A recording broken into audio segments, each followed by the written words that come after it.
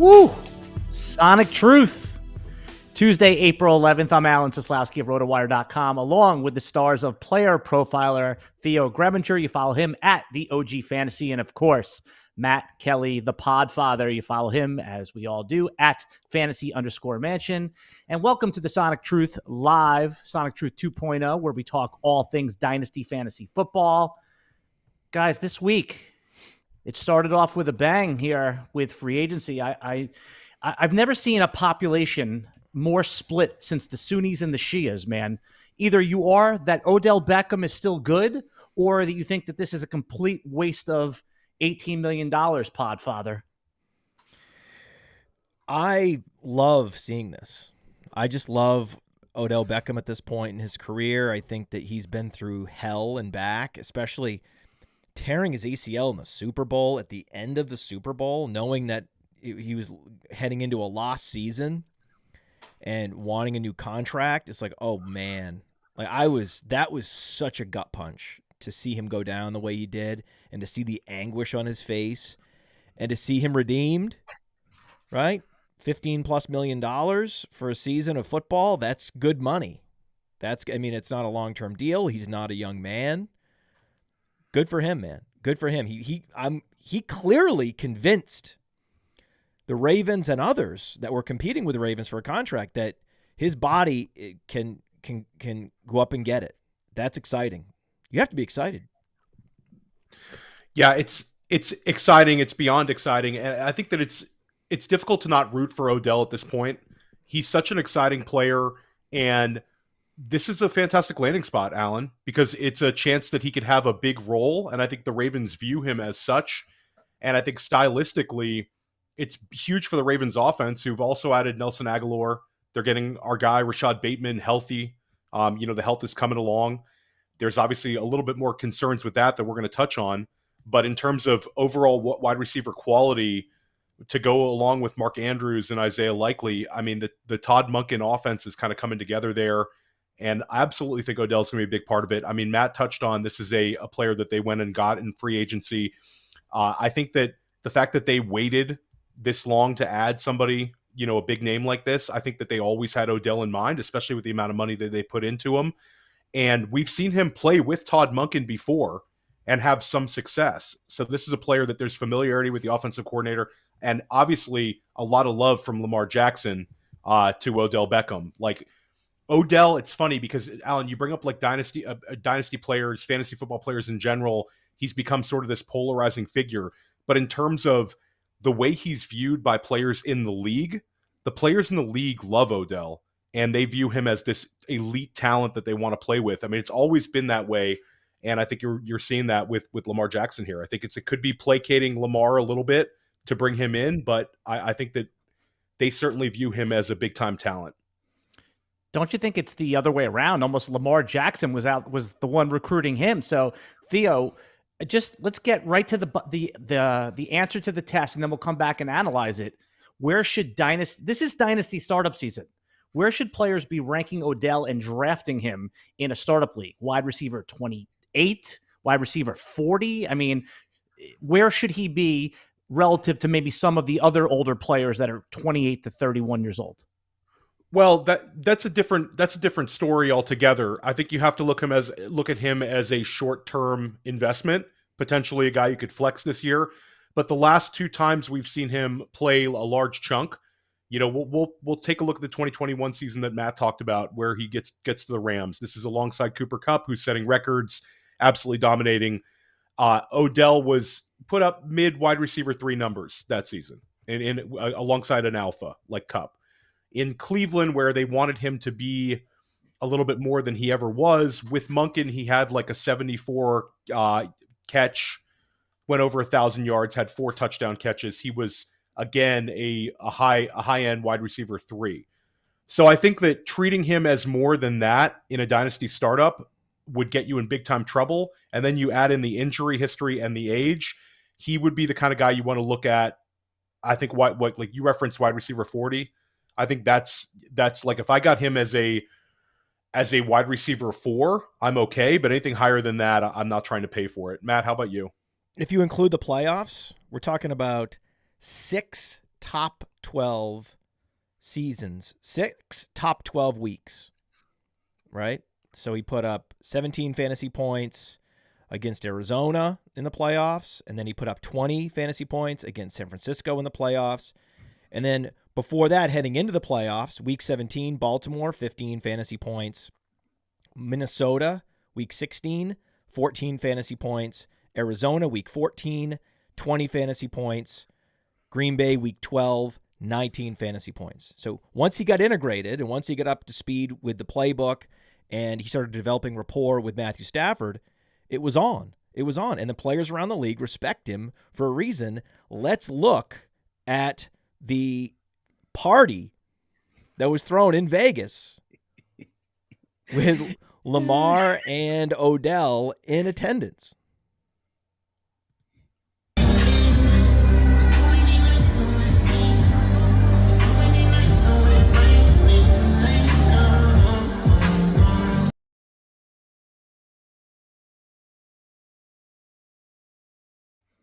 Looks like a lot of fun.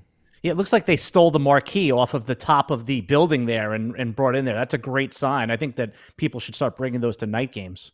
Once you have that marquee in a nightclub, how, if you're a Lamar Jackson, are you not going to be a Raven? It doesn't make sense. Like, how he must have given him some assurances that he was probably going to be a Raven.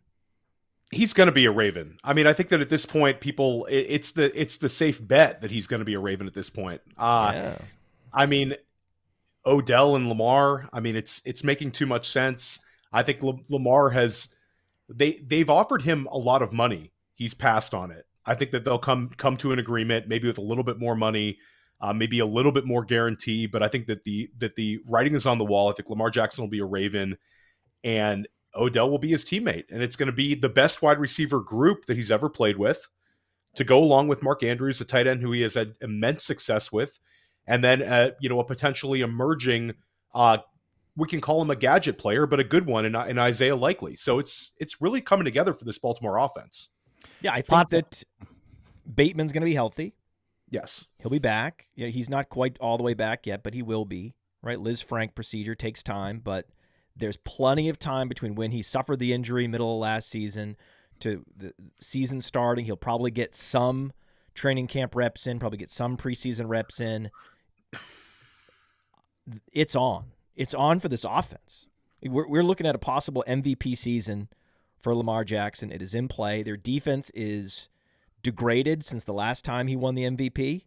So they're going to have to go out and score even more points, going up against a high-powered Cleveland team in their division, going up an improved Pittsburgh team, not to mention, the Bengals. So this is suddenly looking like a shootout division.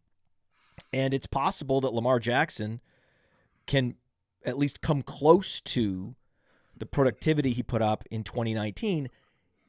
He won't have the rushing production. Like, when you add these kinds of receivers and you're a few years older and you've had injuries running the ball, you're not going to run as much, right? So he's not going to have the same rushing production, but the passing game will be better. The passing efficiency will be better.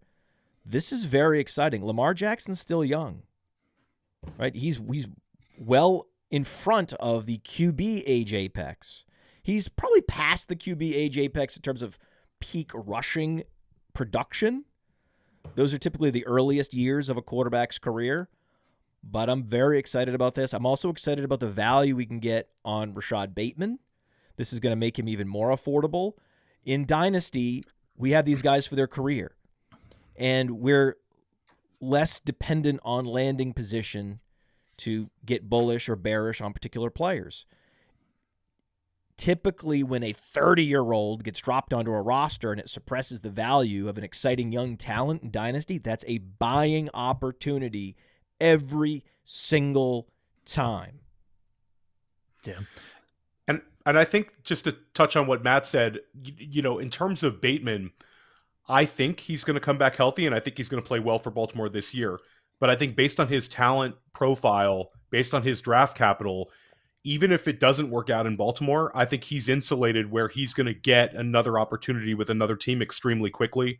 I'm curious to see what his trade value would be, but it would definitely be pretty high because this is a guy that was considered to be one of the better players in a great wide receiver draft class, and a guy who we've seen flash multiple times, for the Ravens. It just hasn't been able to put it together in terms of games played and any sort of consistency with his health.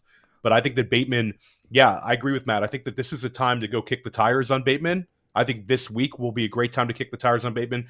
There's also some fear in Bateman circles that Baltimore's not done. They've been kind of connected with drafting a wide receiver potentially on day 2. And adding another weapon to this offense and just keep it going. I mean, Matt talked about like the arms race. There was a great Mind of Mansion with Danny Kelly where he talked about Cleveland and what they're going to do this year. I highly recommend that one. That was a really good one, Matt. And I think that that's like what the AFC North, it's insane, because 10 years ago, if I told you the AFC North was going to become the shootout division, you would have laughed at me. It was like the 3 yards in a cloud of dust division. No. And now it's become this potential shootout division, and you have 3 elite quarterbacks in one division. So we're the Podfather is passing out live on air from the new AFC North. Yeah. The thing I really am curious about is that who will in the redraft market, because in Dynasty, we have to pay attention to the redraft market. So when we make our trades and we put our player valuations on, I'm just trying to figure out what the target distribution would be for a healthy Bateman versus a healthy Odell. It's like when you use the baseline number, we always talk about, hey, can this guy get 120 targets? Just talking about any player. That's 7 targets a game, right, Podfather? So give me a reasonable player, a target projection for both of these wide receivers, Bateman and Odell Beckham, for this year. 100 targets is the most either of these guys are going to be able to command because of Mark Andrews. Yeah. Right. So there's like a hard cap on everybody at 100 targets. No one's going over 100 targets. When was the last time that Odell went over 100 targets? It was 2016. I mean, he's been over 100 targets. No, it was 2019. He had 133 targets. So it's been now 4 years since Odell Beckham went over 100 targets. Not going to happen. Coming off a torn ACL, having it with a lost season. Like, I like him.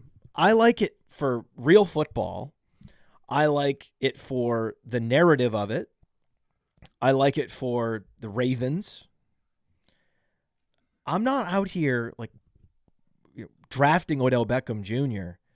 on a run-first offense for tethered to a quarterback who is one of the weaker throwers of footballs, particularly to the outside. Like, that's his great weakness, right? Is the deep outs, those perimeter boundary routes. The accuracy is not there. Right? He needs to improvise now. The nice thing about Odell is in an improvising role, he can get open. Right? He can find a way to get open. Right? So that's good. Yeah, he has great agility. Right, and he has the ability to go up and get it. So there's a skill match there, and the skill match with Bateman is not as strong because Bateman is a precise route runner with incredibly strong hands. There are some Justin Jefferson qualities to Rashad Bateman. I said it. There's some Justin Jefferson qualities to Rashad Bateman. That's not necessarily something that fits really well with Lamar Jackson. And so if you're telling me, they might draft a wide receiver, good. It'll expedite him leaving Baltimore. Maybe they won't pick up his 5th-year option. Right? That it was never great news when the wide receiver you love in college goes to a team with a run-first quarterback. If you're a wide receiver and you get drafted by a team whose quarterback just had 1,000 rushing yards, you're fucked. Yep. Let's bring it on. Bring on more target competition this year because it's the long game with Bateman. We're investing in him now, just like with DJ Moore. It was the long game, and then suddenly the dam breaks. Could be this year. All we need, if Darnell Mooney sprains a toe, it'll be all the targets that DJ Moore could ever want, given that the Bears have invested heavily in their offense, and their defense is going to be one of the worst in the league. So that is a recipe for maximum pass attempts in Chicago, and so that's why I'm bullish on DJ Moore. I think this is the year it finally happens, and with Bateman, we're just going to have the same playbook. We're going to play the same. We invest in the talent, irrespective of the situation in Dynasty, knowing that could be this year, could be next year, could be the year after. Things will break his way. We have an aggressive agenda, guys. We have an aggressive agenda. So let's just do a break right here because we come back. Theo is going to unpack the Breece Hall good news situation and on where we should have him in our Dynasty rankings. We'll be back right after this.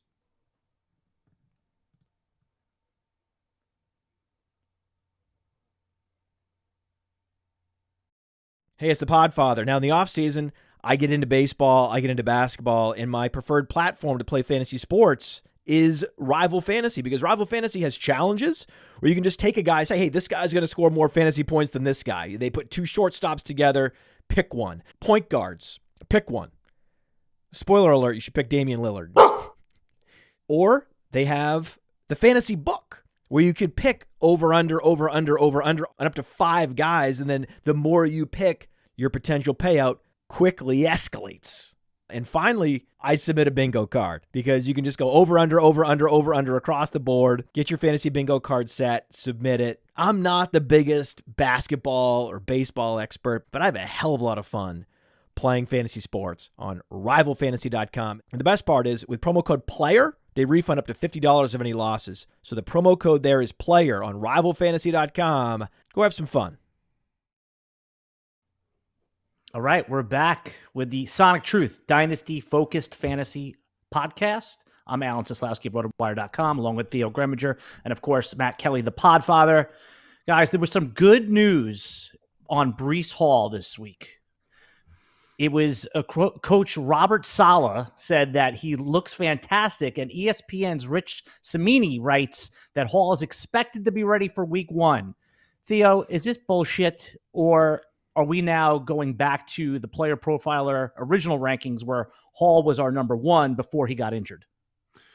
Well, I think where we have Breece Hall is correct because we have Breece Hall behind Bijan Robinson. We have him behind Ken Walker. We have him at running back 3 overall, and I think that bakes in him coming off of an injury. But I don't think this is BS, Alan. I think that this is it's been positive drum beats for Breece Hall for a few months here in terms of what he's doing recovery wise. You have Robert Saleh saying it, and now you have multiple Jets beat reporters saying it. New York Post is also saying that he's going to be ready for week 1. I live on Long Island. The media loves, a circus in New York sports. This is if Breece Hall was not healthy, they would be ringing the alarms. So this is, I think, there's obviously a chance he could have a setback, but I think the writing's on the wall that he will be ready for week 1. I'm very, very excited about it. I think we should be treating him as a top 3 running back in all of Dynasty. He's not even 22 years old yet. We've seen the elite talent that he has. We've seen his ability to be a fantastic receiver, which is one thing that we love about Breece Hall. So I'm extremely bullish on him. I think it's genuine. I do not think it's BS. Coach speak is one thing, but when it's coach speak combined with all these other factors, I think he's coming back.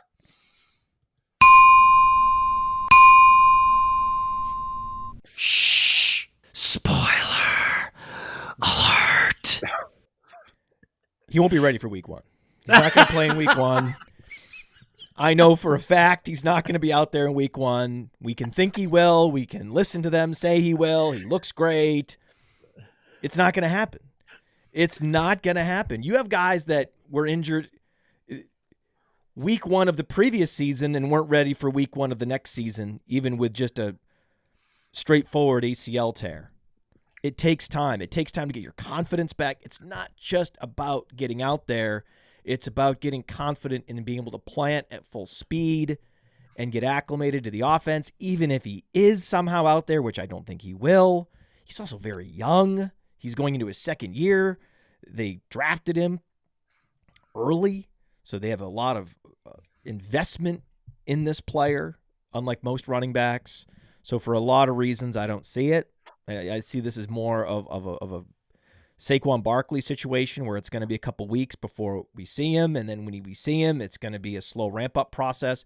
They have quality running backs on the roster already, right? Michael Carter is a quality running back, we would agree. Even Zonovan Knight flashed. So they're in good hands with Knight and Carter. So even less incentive to rush him back. So it's not true. It's false. He's not going to be ready. You can write it down, save this show, bookmark it, do whatever the hell you want to do. But Breece Hall ain't going to play week 1. And if you're believing this, and these beat reporters, they just report it. They just report what these coaches say as facts, as if we haven't been through this for decades and decades and decades. I'm in my 40s now. I remember Bill Parcells doing this. This is not new. This is very old, what's happening. I think this could be a quicker than you think, though, Matt. I think we could see him, if it's not week 1, I think that the fear was news. It's fantastic. He's still going to go up. The uncertainty in the Dynasty rankings is still suppressed. It's still going to bump him slightly. I doubt it bumps him past Kenneth Walker. We'll find out, right? Well, you and I are going to have to talk to Dario about that and see where the machine has him in Dynasty. I still don't think he'll be ready for week 1. There's 2 different conversations, right? Will he be ready for week 1? Will he be playing, especially full strength, full snap share? No way. No way. Forget it. Not happening. Is this good news? Yeah, because it could have been bad news. Yeah. See, that's the thing. This is not good news as much as it is not bad news. Bad news, right. That's a good way to think about it. Yeah, that's it. That is a good way to think about it. And right? I think so if you don't mind, Theo, if you don't mind, for the sake of the audience, people that are running their fantasy teams, if you don't mind, can you stuff these rainbows back up your ass? Poor Theo. I will keep the optimistic approach. I will keep the optimism on Breece Hall. For the record, I will say that, Matt, you bring up the fact that they have other running backs. I think that it could be a ramp up in terms of the usage. I think he could. They have the ability to bring him back and work in the other 2 backs. And I think on a per touch basis, he's going to still be extremely effective, whether he's playing a 60%. Snap share versus the other running backs. I think he'll still be extremely effective. I think he'll be out there. I think he's not going to be effective until October at the earliest. Yeah. If we're being realistic, if we're being real, it's the typically a year before these guys start to look like themselves and the efficiency numbers snap back. So we're looking at November. Breece Hall's he's a unicorn, Alan. He's a unicorn. Yeah. These guys. The unicorn factor, Matt. He's a next level guy. He's a like Saquon was a unicorn and Todd Gurley were unicorns. Todd Gurley was a top 10 pick. Saquon was a top 2 pick. But now, never mind those precedents. Never mind, Alan. No. Theo's got rainbows to sell you. Well, they're right over there. It's right over there. The rainbow is right. Just keep walking a little bit further. See those trees where the rainbow ends? You'll get there. Just keep walking a little bit further. You know what, I Theo, just real quick, I would say, because I did one of the videos I made for the Player Profiler draft kit a couple of years ago was fading injury optimism will always make you money in fantasy football. And that particular video that I made was about Joe Burrow. So that particular bet I lost, right? Fading Joe Burrow off the ACL, I lost. But usually fading injury, I should have said fading running back injury optimism. Or just position players. That's it. Yeah. There it is. There it is. Right. Imagine if you had bet on Odell Beckham Jr. last year. How'd that work out? How many targets did he get? We talked about targets, right? How many targets did Odell get last year again? 0.0. Right. See, that was a good bet.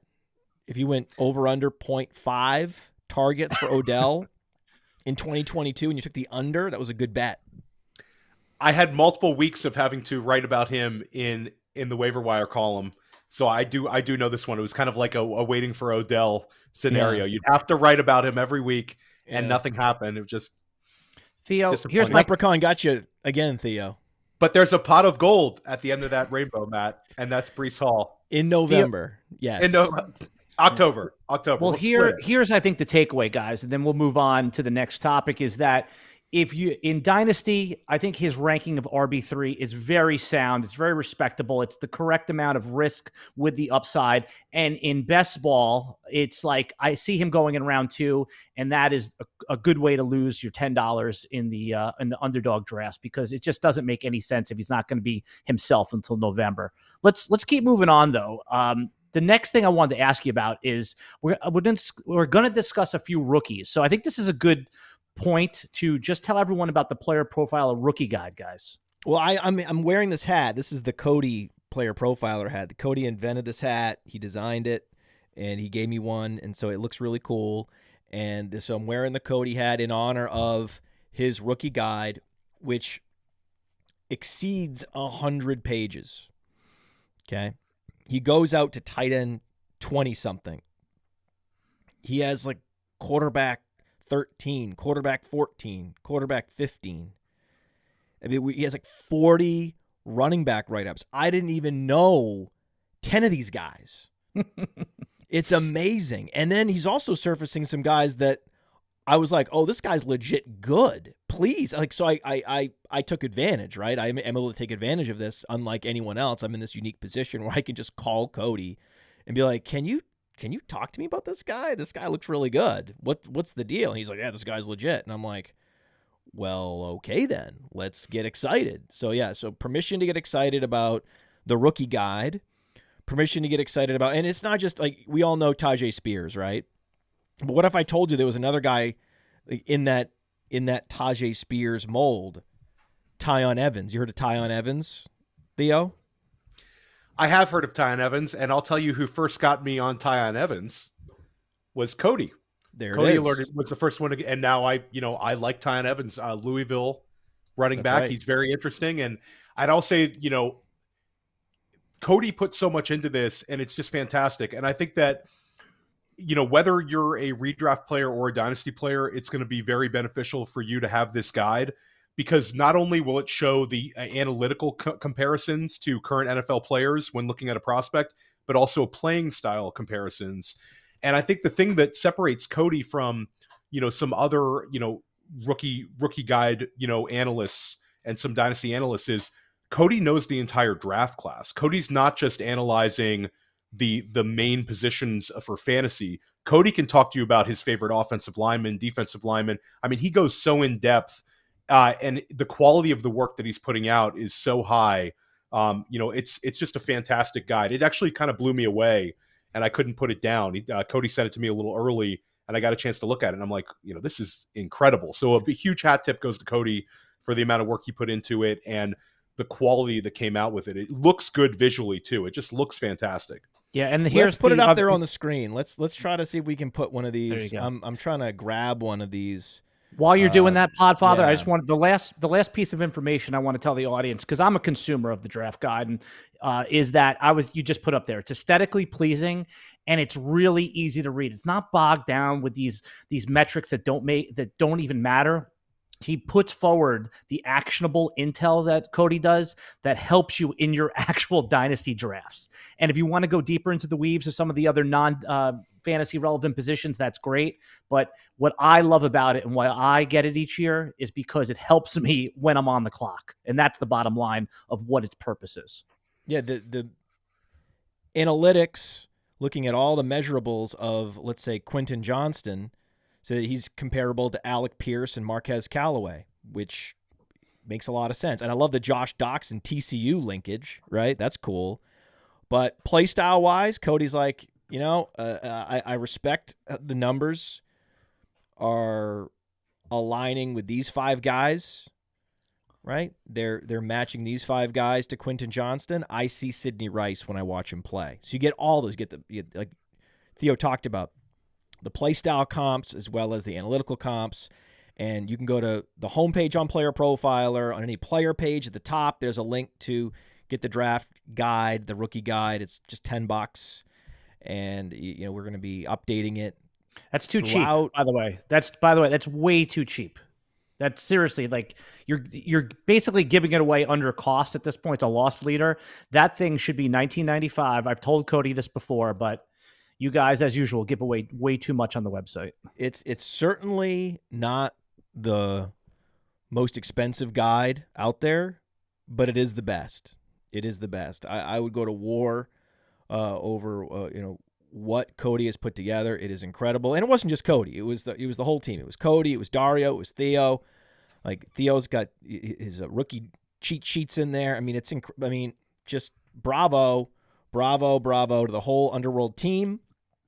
But in particular, Cody shepherding it all the way to the finish line was really, really cool. And he's also been validated recently with Roschon Johnson. Yeah, that's where I was going next, Podfather and Theo, is that last week we had to give up Izzy A, Israel, how do you say it again, Theo, one more time? Abanikanda? How do you, I got to learn it. Abanikanda. We had to give him up as a sleeper because Abanikanda. He is now going firmly in the first round of rookie drafts. He's the biggest mover in best ball. He's moved up about 30 spots in underdog this week. So, guys, this week I think you're going to both have to give up Roschon Johnson. You were early to the train when you saw him at the Senior Bowl. ESPN's now reporting that there's a sleeper in this draft named Roschon Johnson.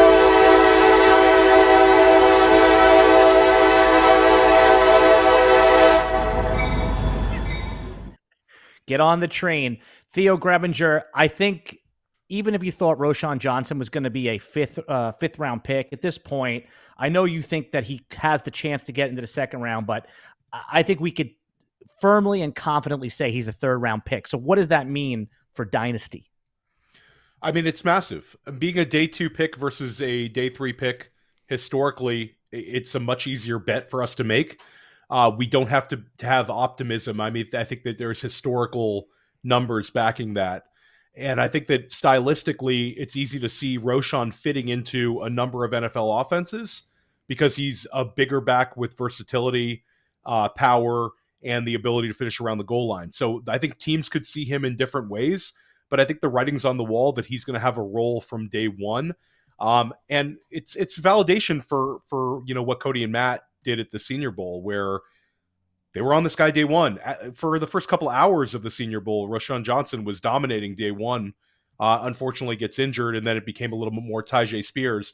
But we've talked about this on the Sonic Truth podcast, about how the NFL teams love seeing guys shine at the Senior Bowl. It happens every single NFL draft, and then people kind of forget about the Senior Bowl because we get to Combine season, and then you get to Pro Day season. But those couple of days in Mobile, Alabama matter every single year. You saw it with Antonio Gibson. You saw it with Michael Carter.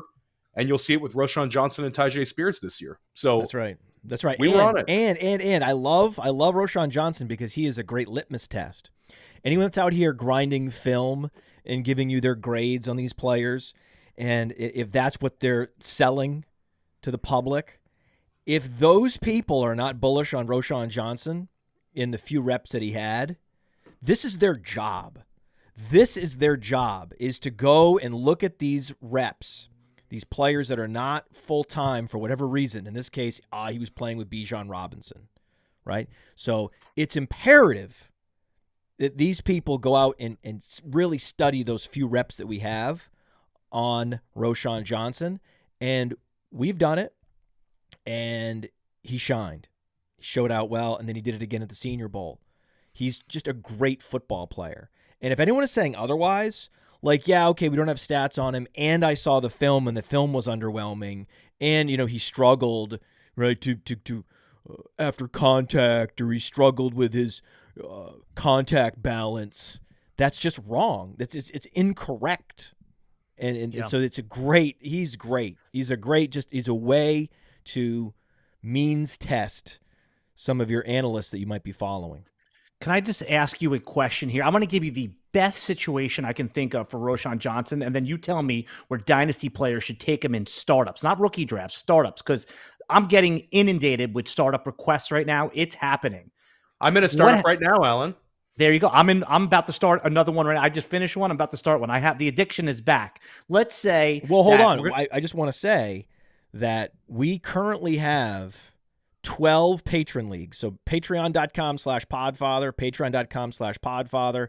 I just recorded another backstage pass last night about the team that we've created. Alan, Theo, and many others. We have created a super team at Player Profiler. I talked a little bit about it on my last monologue for the Mind of Mansion show, and I went much deeper into it because that was a request from the community. Hey, can you go a little deeper in this? What's going on behind the scenes, who you're hiring, the kind of skills they're bringing to the table, and how you feel about it.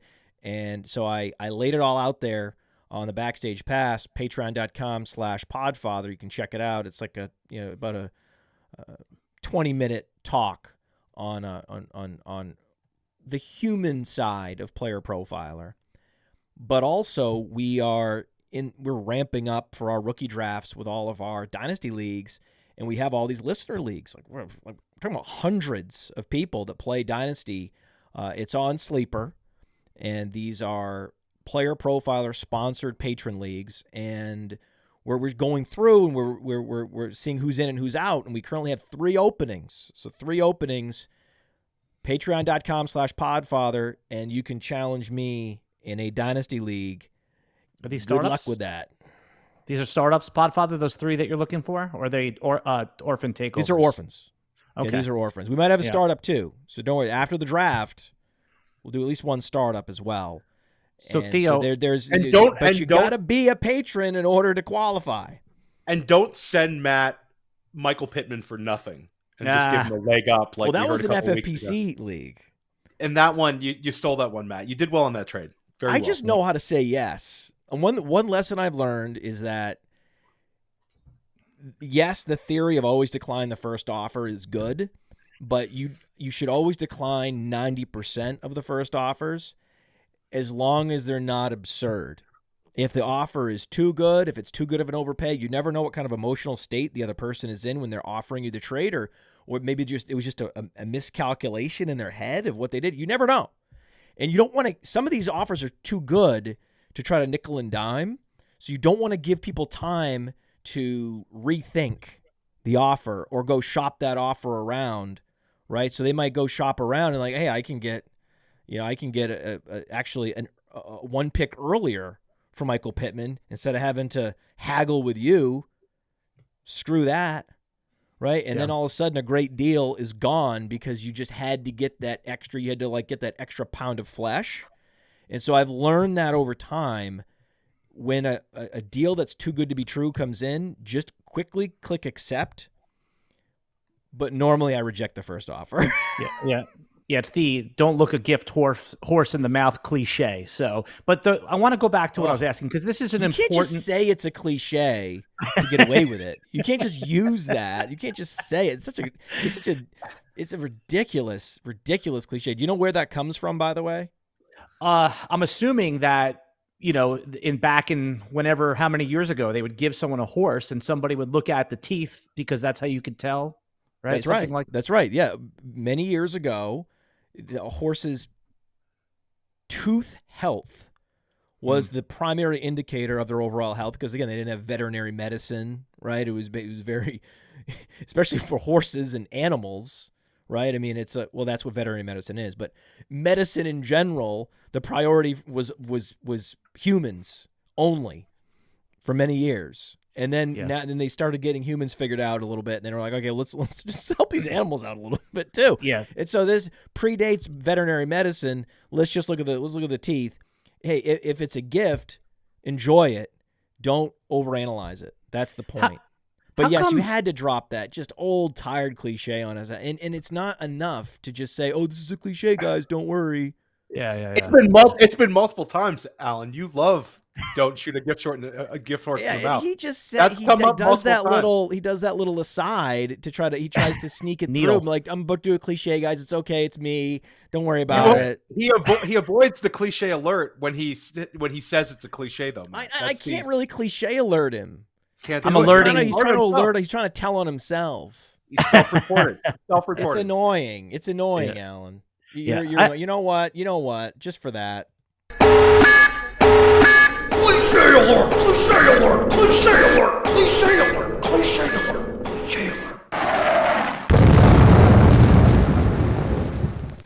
You slipped a good one in on Danny Kelly. I think that you could tell he loves talking to you when you had him on the Mind of Mansion, but because he's busy, it's hard for him to consume content. He doesn't know the nuances of the show. So when you hit him with the cliche alert, it was genuine laughter. Like he felt joy when you hit him with that. So I always like you interviewing people that love the show or just don't know the show. I think those are the two funniest dynamics, which I guess covers everybody. But guys, I want to circle back. I want to bring everything back Alan on just loves the show. Period. Alan, I'll give you the Roschon, the nut spot for Roschon. Well, hold on. I want to ask you about it because I think I figured it out, and I want. And Alan, can we talk about Roschon? Oh, you got you. Let me do my job here. Let me do my job. So if everything falls how it's supposed to fall, and he gets late second, early third round draft capital and lands on the Cincinnati Bengals, let's face it, that's the number one spot.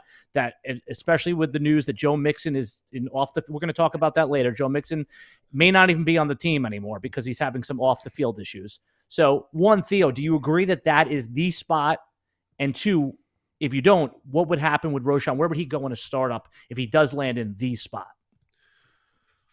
I think that there's a fear he could get steamed up too high if he lands in Cincinnati. I think that, Alan, it would be hard for me not to have him as a top 15 running back in a startup if he lands in Cincinnati with a clear path to that. That's a 15. That's a 1 and a 5. 150. Yeah, because at the end of the day, whichever running back lands in that nut spot of these guys we like, we don't want to elevate a guy we don't like the profile of too much. Do you agree that's a spot? I think that Cincinnati spot is obviously the great one there, but I think if you look at basically 57 through 68.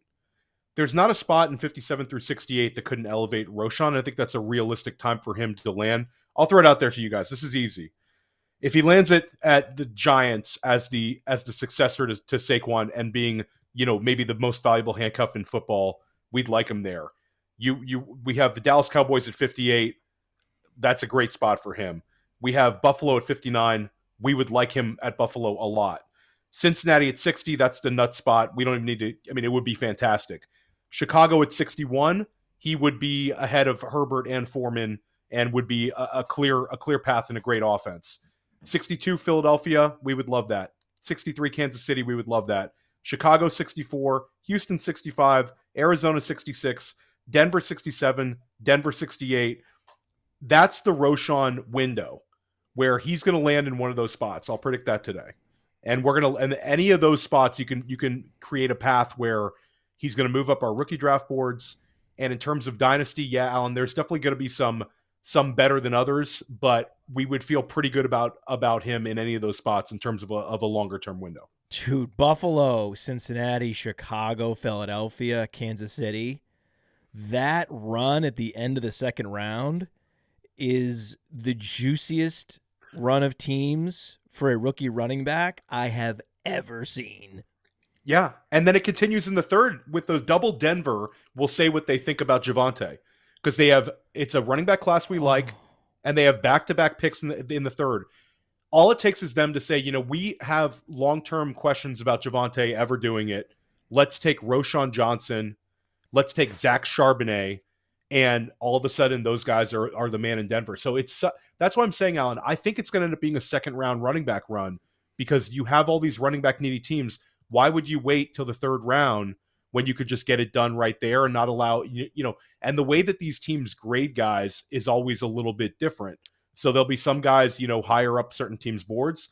I think that's the nut spot. Obviously, Miami at 51 would also be a fantastic landing spot. Yes. And then Chicago at 53 as well. So you have this 15 pick window for Roschon and for Charbonnet, and if Gibbs starts falling, he could end up in that window too. So we're going to be sitting there freaking out in Kansas City, Matt.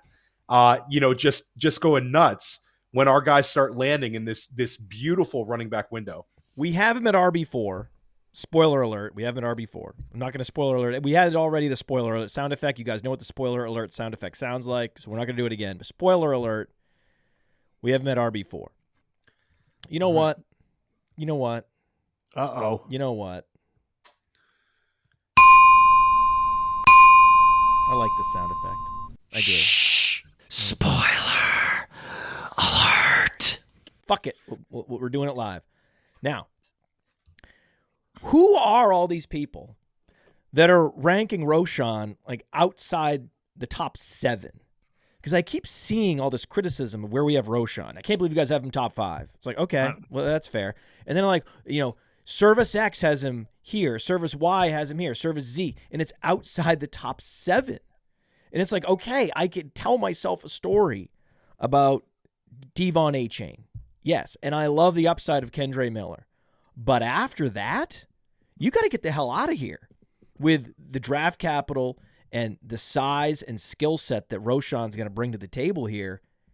Forget about it. Forget about it. I could tell a story about Ibenekenda, right? And we love Charbonnet. And these are the only 2 running backs that I could see that are going to compete with Roschon Johnson at that particular tier, like the 3rd tier of the rankings. If you put Bijan in tier 1 and Gibbs in tier 2, then it becomes a conversation.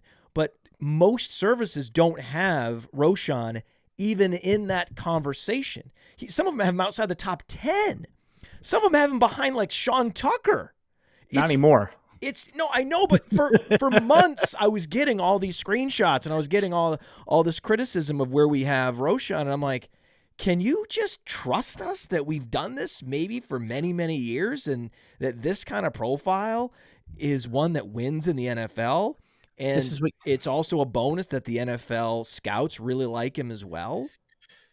Yeah, but this is what you want, though, guys. Hang on. This is what you want. You want you guys to have it early and then mainstream media to have it second. That is an advertisement for Player Profiler. If you want to add one more note, Theo, I was going to move on because we got an aggressive agenda, but put the last bow on Roschon Johnson before we move on. No, I think Matt kind of nailed it. I think that also, Matt, there was the disappointment in his 40 time for some people, and I think that but we saw the 10-yard shuttle time was elite. It was like top 3 or 4 in the entire running back class. So yeah, it's interesting to see the way the kind of big media was treating it, because we were on it for a while, and I think that the other services are going to catch up with it. By the time the rookie drafts come along, Roschon's going to be in that first round, which is kind of what we predicted for a long time.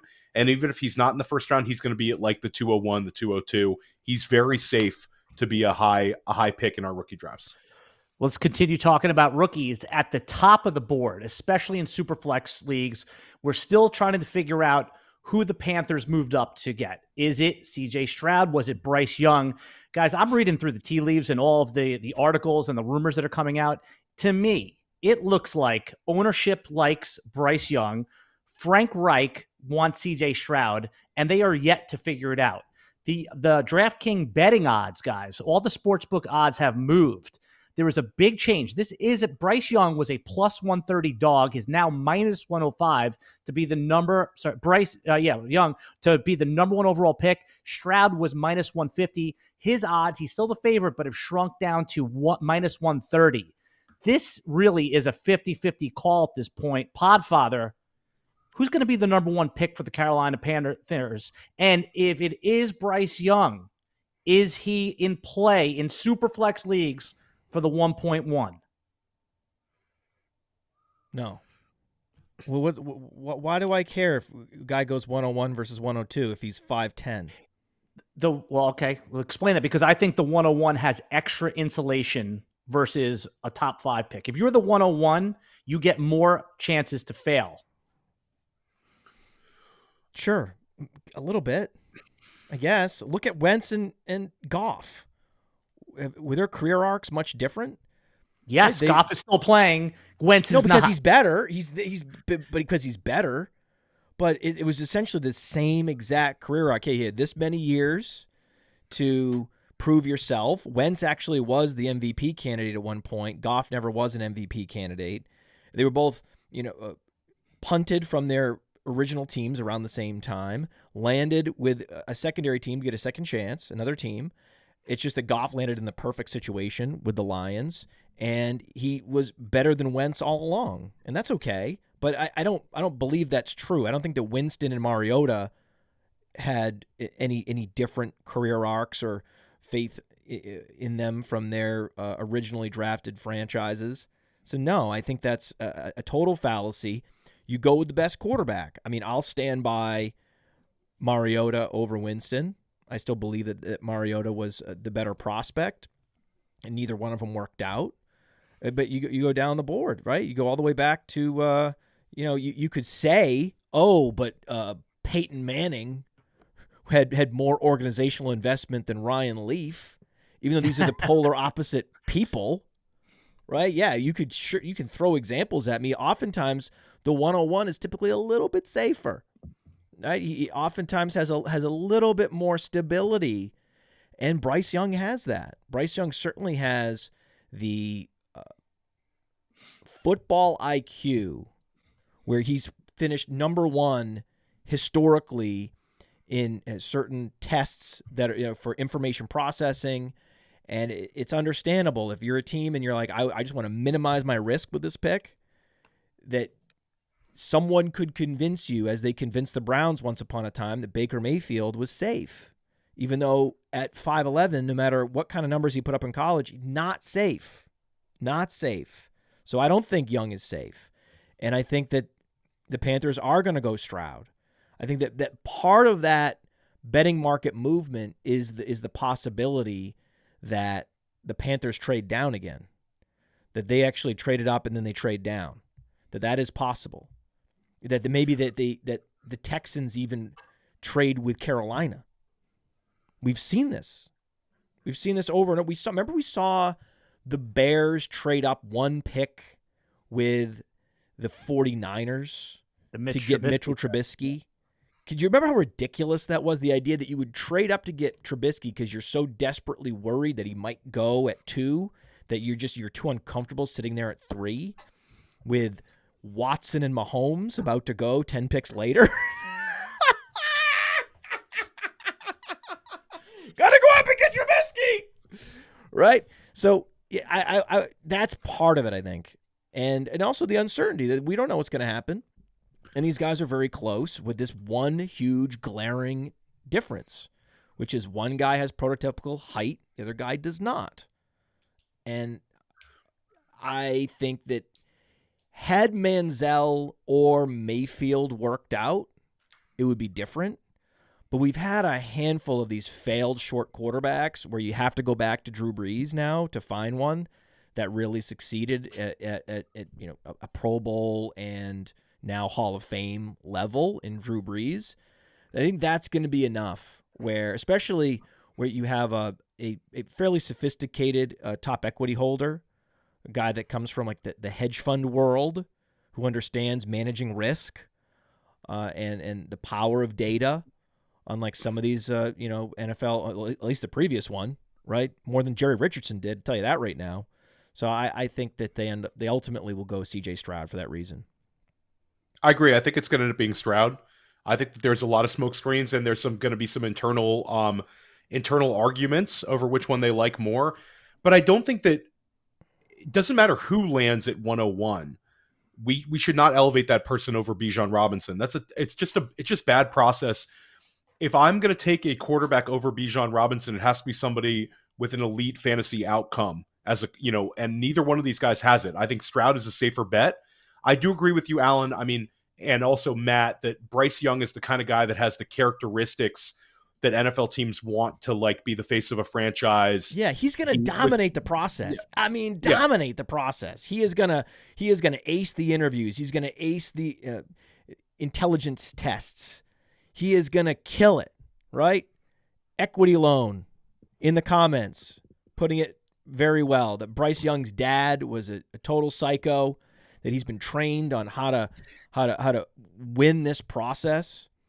Is that psycho or psychologist? Is it psycho or psychologist? I think his dad was a psychologist. Yeah, that's what it is. No, his dad was a psychologist. Yeah. Hey, people in the chat right now, if you're in the chat, let us know who's going to be the number 1 pick in the NFL draft. Is it going to be C.J. Stroud, or is it going to be Bryce Young? Let's assume for a minute the Panthers stick and pick. There's no trade.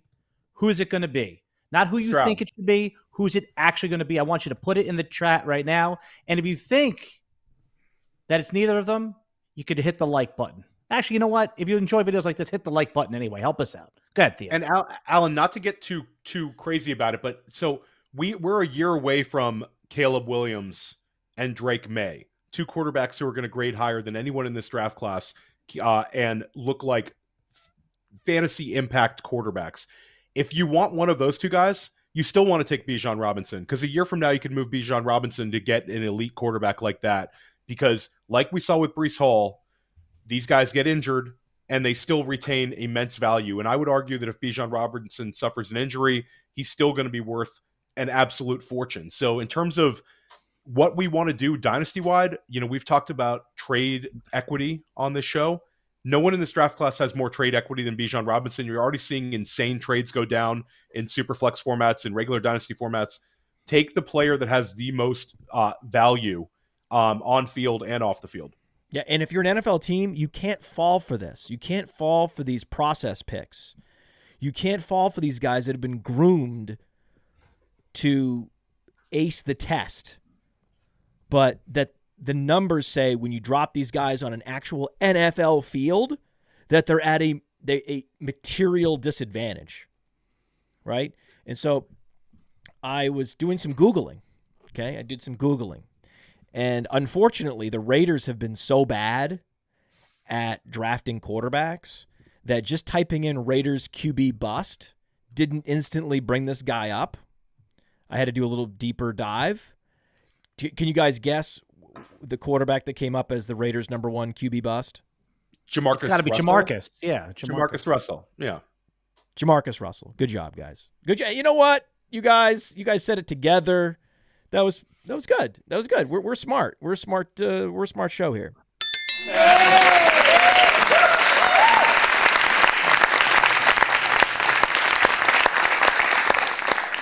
That's not the name I was interested in. The name I was interested in was Todd Marinovich. Todd Marinovich blames his father for how he ultimately became addicted to drugs and alcohol and went to prison. Now, I think that's unfair. I think a father who is really involved in your life and wants to teach you how to ace a particular, sort of hiring process is typically an asset, right? Just like I'm sure Bryce Young's father is an asset here.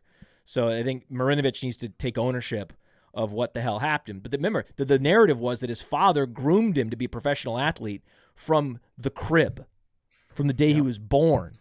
And that eventually led him to breaking, right? Eventually the pressure and the perfection of a robo quarterback. Remember, they called him the robo quarterback.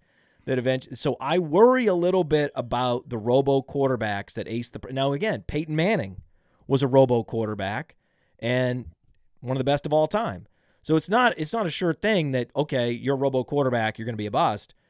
It's just, if it's going to be the thing, the polish is the thing that's going to convince me to take a chance on a 5'11 quarterback, don't do it. Yeah, right. And he had the Alabama pedigree where he was extremely successful at the highest profile college program. He was also the quarterback at Mater Dei, which for Southern California, that's like the powerhouse for all of Southern California and basically for the state. So he's had this path, like Matt talked about, where people love that. They love this polished, been at big time situations.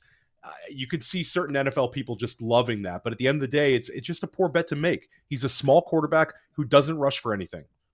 All right. And just so we have the receipts, Theo believes that CJ Stroud is the number 1 overall pick. Matt Kelly agrees with him. I'm going with Bryce Young. I've already placed my wager. So I think that ownership always gets their way. Not saying who it should be, who it's actually going to be. And again, if you want to sound off, let us know in the chat. There's a poll that went up. Guys, the number 3 pick is where the draft is going to get interesting. And it's really going to affect how our rookie drafts go. Right now, the Arizona Cardinals are fielding 3 different offers. One of them we have to assume is Indianapolis, right, to move up 1 pick. The other 2, I'm going to guess that it's either the Raiders and or the Titans. So we'll start with Theo this time quickly. I want you to cover the Indianapolis portion of this, and I'll ask Podfather about the other 2 teams. What's going to be the draft cost to move up 1 pick? And then that basically means they're taking Anthony Richardson. I think it depends on what the teams behind them are offering. That's how much I think Indianapolis is going to have to pay to move up. But I do ultimately think it will be Indianapolis because I think Arizona would like the opportunity to trade down twice. And I think they can do that out of 4 a little bit more easily. So unless Las Vegas or Tennessee is offering some sort of a Godfather deal, then I'm not sure exactly what the cost will be. It'll still be a lot to move up one spot for Indianapolis, but I ultimately think that's the best bet of who moves up to 3. Sure.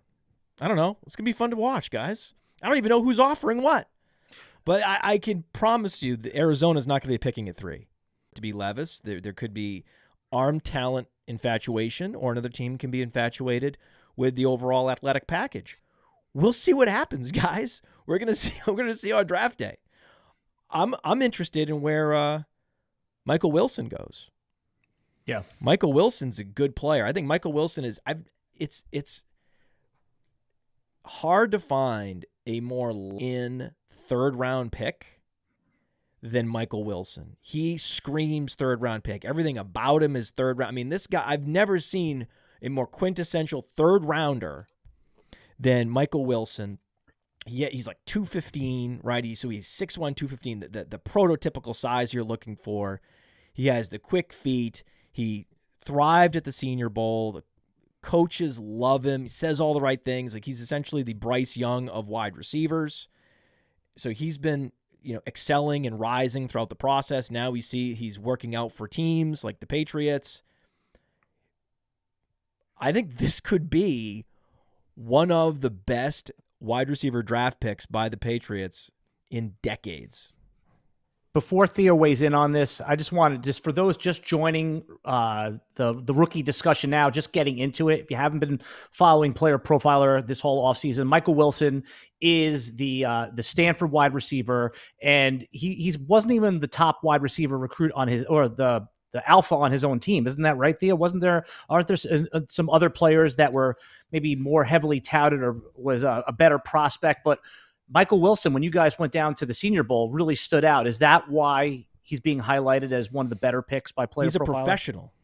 He oozes professionalism. I could just see the Patriots getting excited. The thing is, though, you say that, right?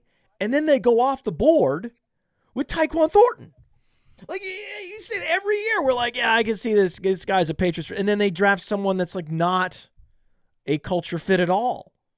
Right? I don't know Tyquan Thornton at all, right? But we've seen them time and time again bring in guys that are not culture fits. I can tell you Michael Wilson would be a culture fit, whether they actually do the right thing and draft him, or they go off their board again or go off the universal assumptions for where guys are going to go and overdraft another wide receiver that should be going in the 4th round and take him in the 2nd round. They might do that, right? But I think this feels right. Wilson in the 3rd feels like Matt said. I think that this is going to be where he ends up. He's 215 pounds, 6'1". He's a little bit older, but again, he's another one of these Senior Bowl guys, and these guys have been, the NFL teams like seeing these guys compete at the Senior Bowl. And they've been willing to put the draft capital into him. I still think it's going to be Zay Flowers to New England, though. I think at the end of the day, I think they're going to use that 1st-round pick and take Zay Flowers. And there's a chance they might double tap wide receiver. We've seen a big overhaul with Gesicki and Juju Smith-Schuster. Yes. I think they're willing to throw a bunch of weapons out there. And Tyquan Thornton can just run deep. He can be the guy that's one of the fastest guys on the field, and that's perfectly fine for a role for him. So I think that would be a great configuration to have, like, Wilson as your possession receiver, Zay Flowers as sort of a stretch X role would be kind of interesting, right? You could even have Wilson in the slot, and then you could have a pure Z in Tyquan Thornton. That would be lovely.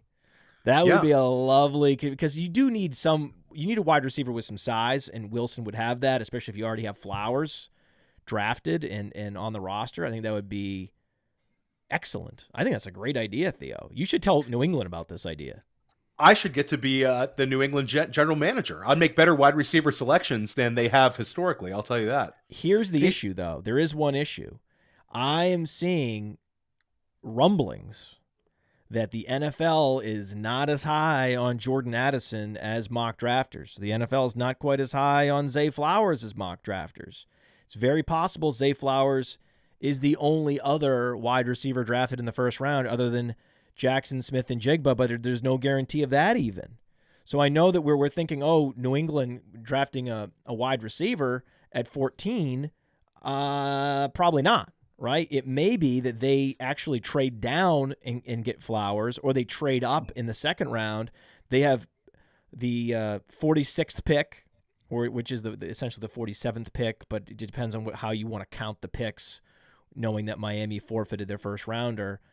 So mid-second round, Zay Flowers, will he be there?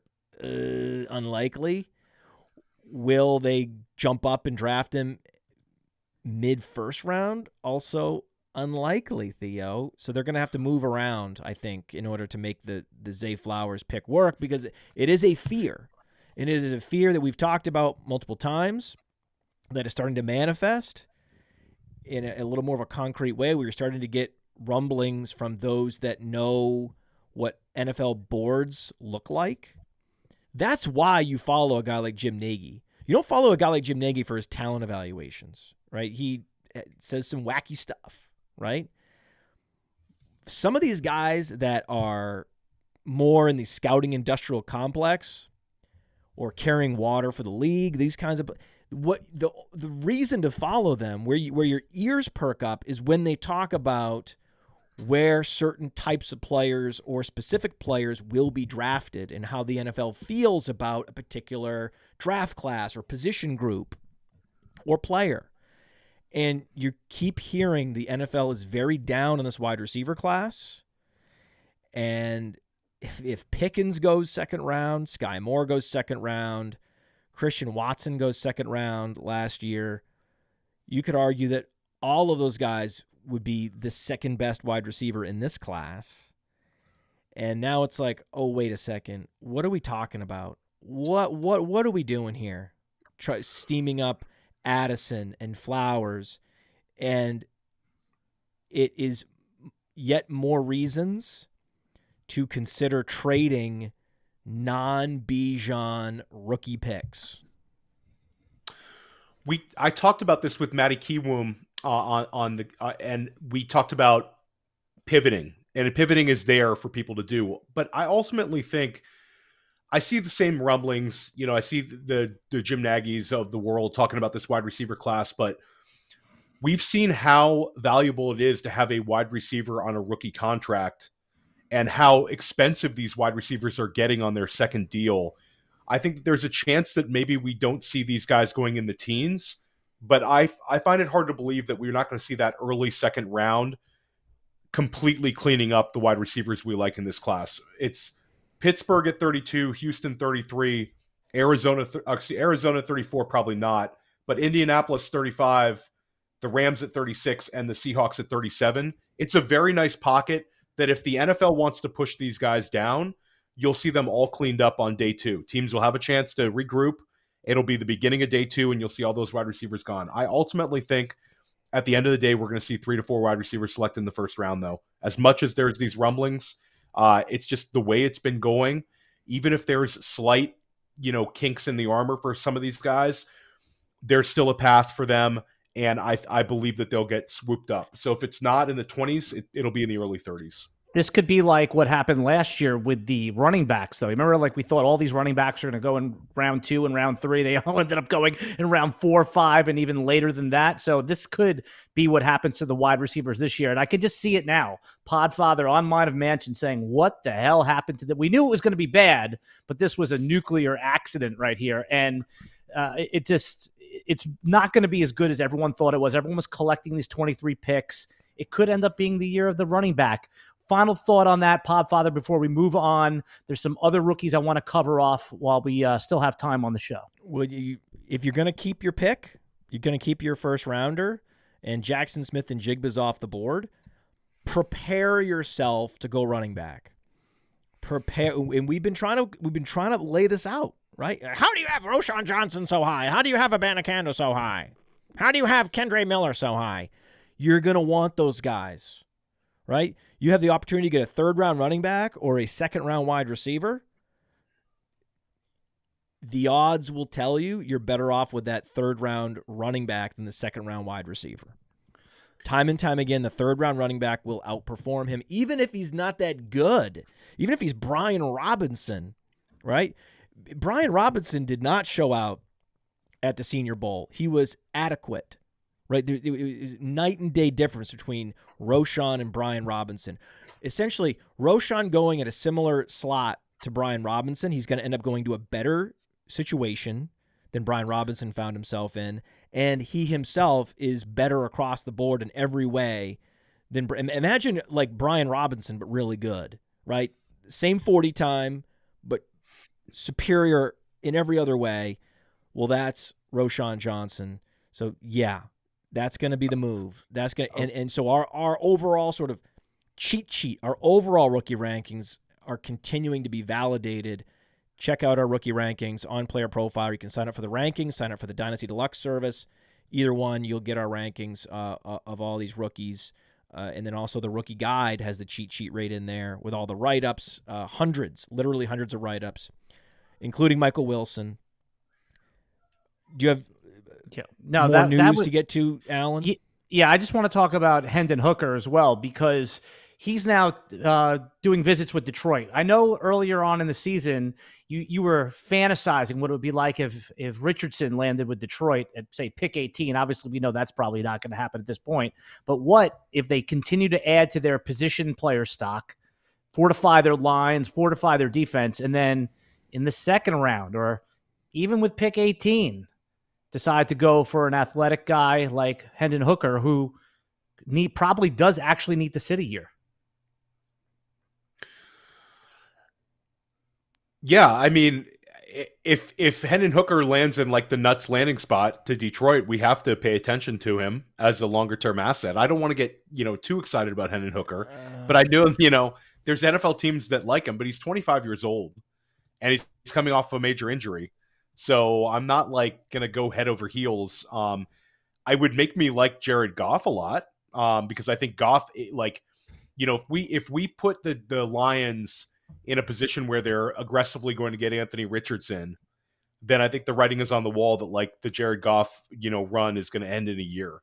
If you tell me it's Hendon Hooker, a year two Hendon Hooker coming off of an injury versus Jared Goff leading, most likely a playoff team this year, that kind of it would make Jared Goff a little bit more attractive as a dynasty asset, in my opinion. Yeah, but Hooker is a guy that, again, needs to sit, does have that athletic upside, and he was taking visits with Detroit. That means they're interested. Matt Kelly. For sure. 12 career interceptions. You understand that? 12 career interceptions. This is what we loved about Dak Prescott. Dak Prescott was a game manager in the SEC. He took care of the football and he ran for first downs. That's what Dak Prescott did. And he's now an elite NFL quarterback, one of the highest paid in the league, and is captaining the Dallas Cowboys and could very well lead them deep into the playoffs this year. This profile is very interesting. We're talking about a 95th percentile QBR. That's because of the efficiency, the lack of interceptions, and the rushing, where he has 2 600-yard rushing seasons. So if you're going to put up a 90.0 QBR, you have my attention. If you have a similar stature to C.J. Stroud, similar efficiency to C.J. Stroud, better rushing ability than C.J. Stroud, and there's a reason why, like, he missed a bunch of games of the COVID year. He redshirted in 2018, but he did have this little mini breakout in 2019. Some strategic decision was made last year to not come out after 31 touchdowns and only 3 interceptions.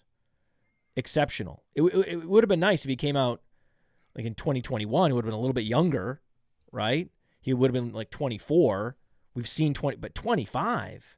I mean, a quarterback's the thing, though. 35 anyway. There's not data on whether being 25 matters when you're drafted. There just aren't examples of this, right? So it's not like It's not like the Bryce Young situation where we have lots of short quarterbacks. We have lots of short quarterbacks, and they almost always fail. So we have plenty of data that is warning us against Bryce Young just based on numbers, right? Probabilities. We don't have any probabilities on this age. So that's just a narrative that being 25 matters for Hendon Hooker. It doesn't. There's no reason for me to, I can't go back to, there's all these 25-year-old quarterbacks that busted. He's very interesting. And given the weakness of this class with the position players after, say, we talked about Kendre Miller, like we've how many times have we talked about Spears, Miller, Roschon? Once they're off the board, you got to look at a guy like Hendon Hooker in that same zone of the second round where you were drafting Jalen Hurts.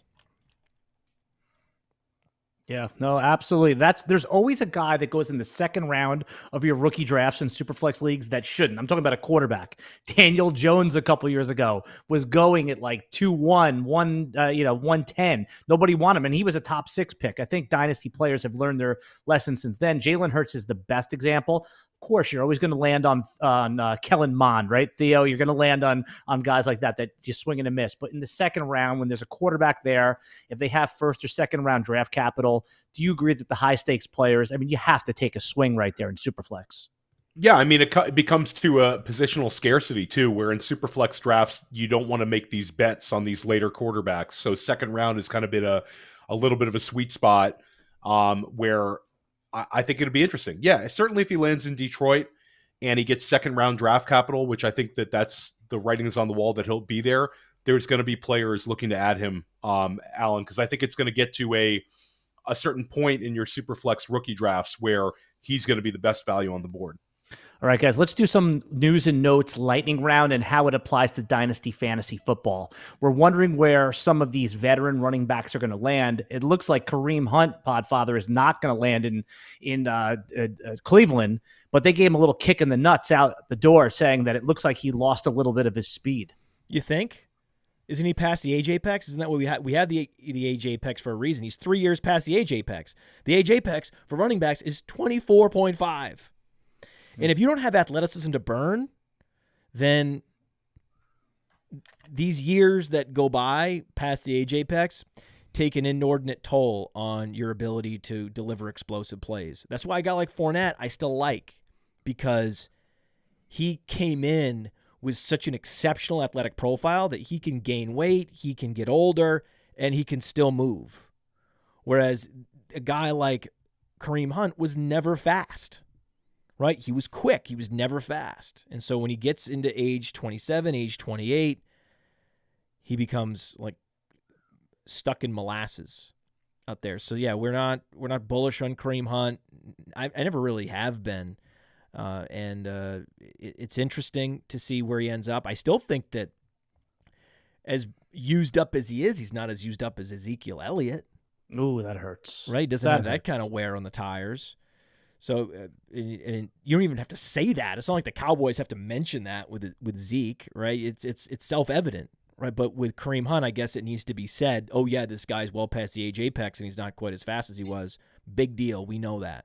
He's going to be productive somewhere. He does have an all-purpose skill set. He's not running a 4.85 anymore. I mean, he's still running, I'm sure, high 4.6s. If I had to guess what his speed is at this point, I think he's going to be a serviceable player, but not anyone that I'm like excited to. I think he's more interesting for best ball. I talked to Billy about him, that in the double digit rounds, once you get deep in the double digit rounds, and once Elliott and Fournette are off the board, Kareem Hunt becomes very interesting because he can land anywhere. He could end up back in Kansas City. There's a whole bunch of places he could end up.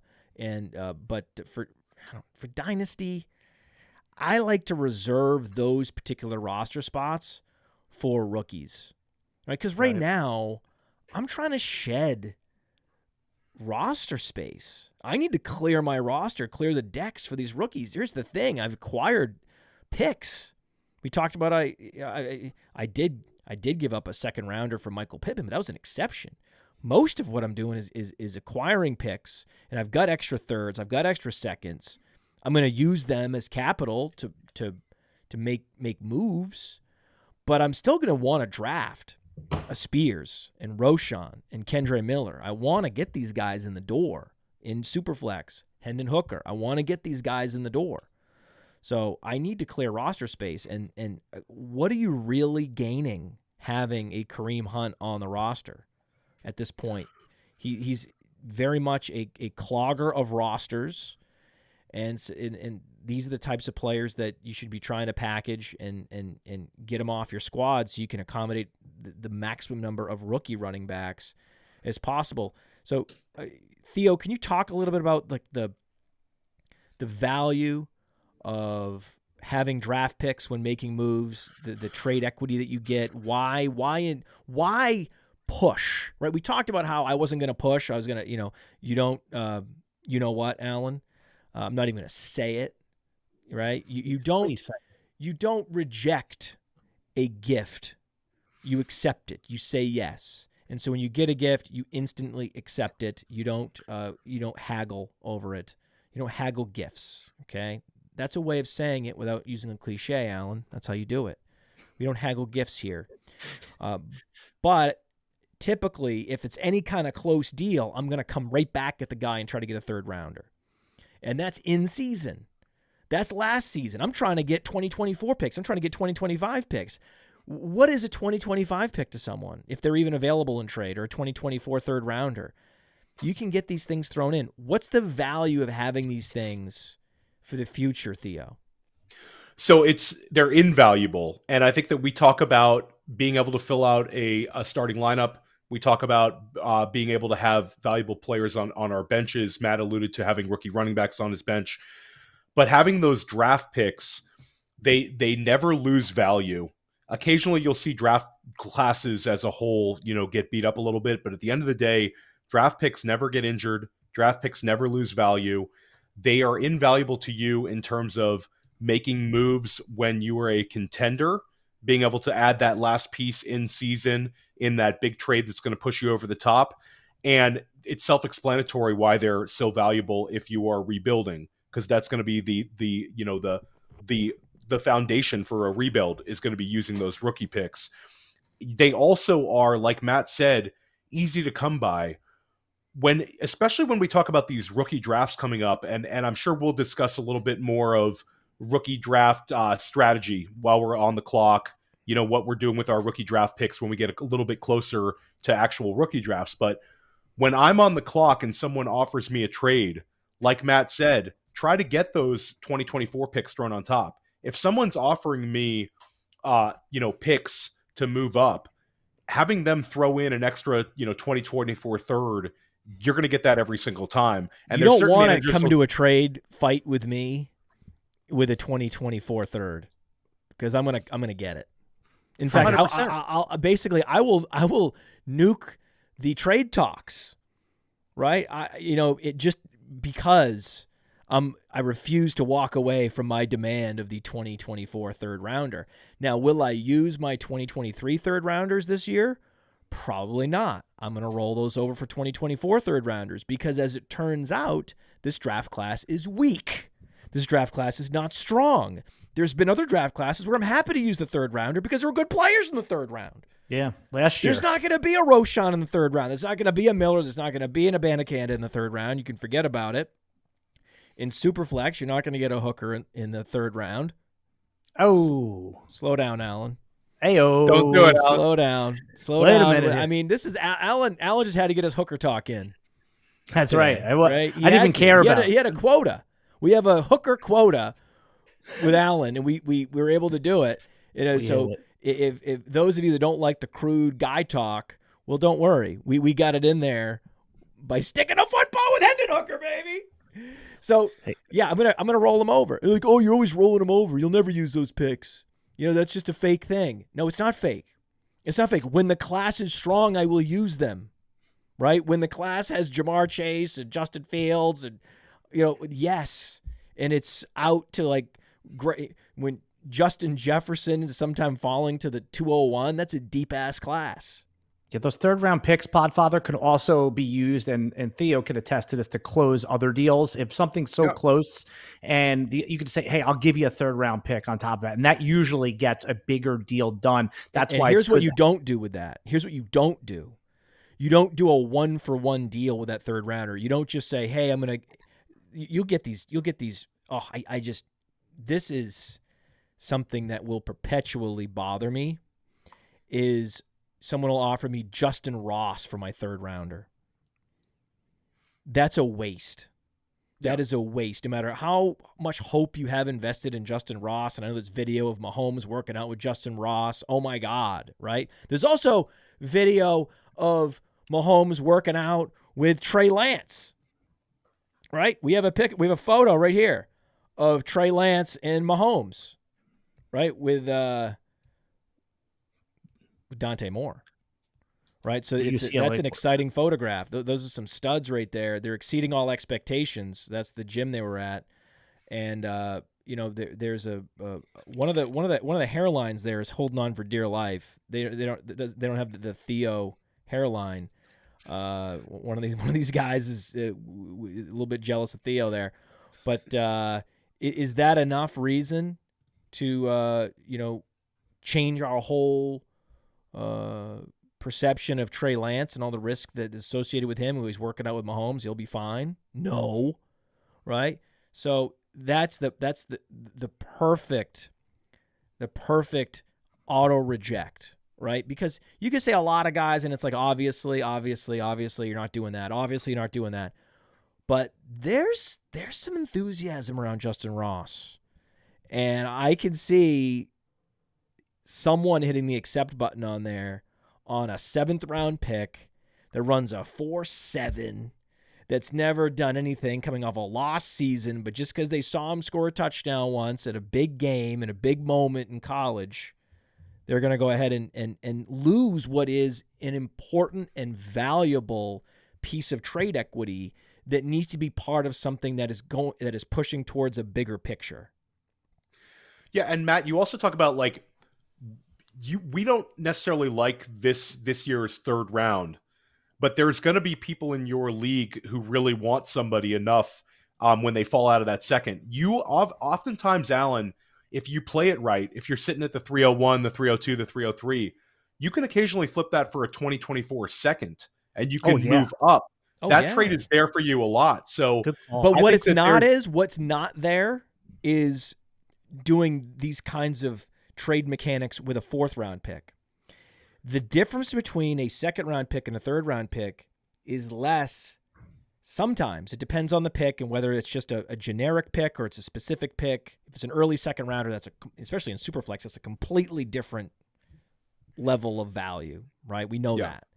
But when you're talking about single quarterback, generic 2nd rounder versus generic 3rd rounder, I've seen it where those are closer in perception than a generic 3rd versus a generic 4th. There's something about a 4th rounder that inspires nobody, but we've all been there in the 3rd round. The 3rd round has just enough juice left in that squeeze that there's just enough enthusiasm for a handful of guys that people can squint and tell themselves a story about. And sometimes that guy can become Stephon Diggs. And great, you did it, right? But the fact that those Stephon Diggs stories are out there, right? Those happen, that there is a guy from the 3rd round. Every year there's one guy from the 3rd round that's going to hit big.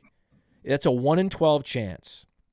That's why I don't like to use that pick. I like to turn it over. The 4th round, it's even worse, the probabilities. I've found that the 2nd round is significantly better than the 3rd round when you look at the probabilities of breakouts. But in the moment, the mid-2nd round and say the early 3rd round, you're going to get very similar valuations because the probability that someone's truth or someone that they read about in a rookie guide or someone that their favorite film analysts love is going to be there at the 303 is still good. And you just have to wait. Oftentimes you just wait and see. And when you're on the clock, you put it out there. And if that guy that wants that guy who follows the guy, who likes the guy, wants that guy, you got a deal. And generally, if you're going to pick in the 3rd and 4th and 5th round of your rookie draft, you want to take running backs that are the RB3s on their team. You don't want to take wide receivers there anyway. Because Elijah Mitchell, Khalil Herbert, those are some of the guys that can give you those pockets of 3 weeks to hold your team afloat. Yes, and I've made these mistakes before. I've drafted Nico Collins when I should have drafted Khalil Herbert. I've made these mistakes. I mean, I'm guilty. I'm speaking from experience of my own failures to stick to the plan. And that plan is any quarterback in Superflex that you can tell yourself a story about, just go ahead and draft him. Just go ahead and draft him. Could be Davis Mills. You can flip him. Could be Hendon Hooker. Whatever. Do it, right? Or running back. And I mean, the threshold for me to get excited about a 3rd round rookie draft wide receiver or tight end is enormous. Is so high. I can think about the last tight end I was really excited about in that area was Goddard at like the 301. You could get him in Superflex. It was like 212, 301, 302 sometimes. That was a good pick. That I was actually using my pick on Goddard there. And then I've had these examples over and over again thinking, man, I think there's something to this receiver. Drafted in the 3rd round, and he was on a low-volume offense in college, and he has a nice speed score, and I'm going to draft him. Nico Collins, come on down. Straight to 0. Yeah, the 3rd round is a tough bet for wide receivers. It rarely hits. I will say that this year, like Alan said, this is the year. If you're going to use your 3rd round pick, use it on a running back. There's some attractive running backs in that round. We talked about Tion Evans. He'll be there. Evan Hull, those kind of guys. And I'll say, I am Hull, baby, big time. And then you have, this is the year. Matt talked about the concerns we have about the wide receiver position. The 2 positions that could be kind of transformative for fantasy purposes are running back and tight end. So using a 3rd round pick on a rookie tight end, that's something that I'm going to be doing this year. I know that Matt, you and Alan are not as enthused about using rookie draft picks on tight ends, but I think that the risk goes way down in that 3rd round. And I think that there's a number of these guys where if you tell me I'm going to roll my dice on Darnell Washington in the 2nd round, I'm not into that, but if I'm going to roll my dice on Darnell Washington in the 3rd round, that's there. Laporta is going to fall into some 3rd rounds. There's some tight ends you could paint a picture. I don't want to have too many rookie tight ends on my roster, but I'm willing to take a shot on some of these guys, Matt. Yeah. This is the class. If you can get Chigakwankwu, if you can hit on some of these guys, it's good. And this is the right class to do it on. If you look historically, the tight ends are exceeding expectations more than any other of the position groups. So that would be the case for if you are stuck in the 3rd round, you can't flip the pick. This would be the year to go tight end. It's the way the circumstances are, the way that things are stacking up. Evan Hull's off the board. The wide receivers are radioactive. Hooker's gone. Okay. You have my permission to go tight end. Yeah. All right. To close out the show, guys, a couple quick hit. I want lightning round here. I saw a lot of panic trading for Tyreek Hill after he casually said on a podcast that after the 2025 season, that's it for him. He's done. He's not even seeking an extension. He's going to go onto the business side of football. So if you're sitting there with Tyreek Hill, or if you're about to enter a startup, knowing that you're going to get 3 seasons out of him and that's it, should you treat this any differently? I don't think you should. But let's talk about in the FFPC. I mean, what would you do, Theo? Are you trying to trade him now while his value is still peak, or just ride it out and try to win with probably is one of a 1st-round pick in redraft this year? Give me all the Tyreek Hill, Alan, if there's a buy window. A couple weeks ago, I turned down the 111 and a 2024 first for Tyreek Hill in a traditional FFPC league because this is year 2 in a Mike McDaniel offense. And also, just fundamentally, a guy says he's going to retire in 3 years. Tyreek Hill is 29 years old. I'm fine to have Tyreek Hill 29, 30, 31, and if he plays 32, that's great. After that, I'm probably out anyway, and his game doesn't translate to playing forever either. He's a freaky speed wide receiver who does things athletically no one else in the league can, and he's like an outlier in terms of, you know, his size, speed. I mean, he's unbelievable. But if people want to run away from a truly elite asset like this, that's a first round pick in redraft, I love where we have him right now in the Dynasty rankings, Matt, on Player Profiler. We're certainly not moving a guy down for saying he's going to retire in 3 years. Well, that's because we look at a 3-year window. There you go. 3-year window is our projections go out 3 years. We have 3-year projections. That's what is the big driver of our Dynasty rankings. And check out the Dynasty rankings on PlayerProfiler.com. They are the best. He'll just turn 29. So you're going to get age 29, age 30, age 31. Those were prolific seasons for Steve Smith, who is his best comp on PlayerProfiler.com. And Steve Smith did some things with his body to get himself to that longevity that he needed. Tyreek Hill may or may not be willing to go to those lengths that Steve Smith did. Most wide receivers can't by age 32. Look at Julio Jones at age 32. Look at Andre Johnson. All these exciting athletes, like these true athletic first playmakers, right? Athlete first playmakers. These guys are not the same at age 32. And that is okay because we have 3 years of hell before he gets to 32. What do you care? Has he been injured? No. 17 games, 2 consecutive seasons. What? There's no worry. There's no Julio Jones fragility factor that needs to be factored in here, or a sort of Kareem Hunt, Adam Thielen loss of athleticism that could tip the scales, right? You don't want them to get past an athletic tipping point. There's no danger of that, given his athleticism. And one of the great things about Tyreek Hill is that he's also a tactician. He's not just an athlete. He's an athlete first. I mean, he needs the speed.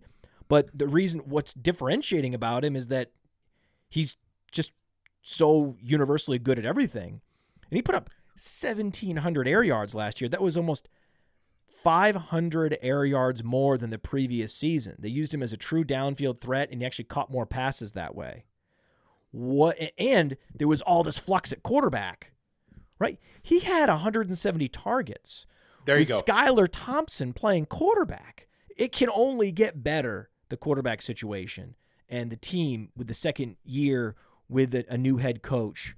So yes, I very, very, very, very, very, very, very, very, very, very, very, very, very, very much want Tyreek Hill on my fantasy team. No brainer.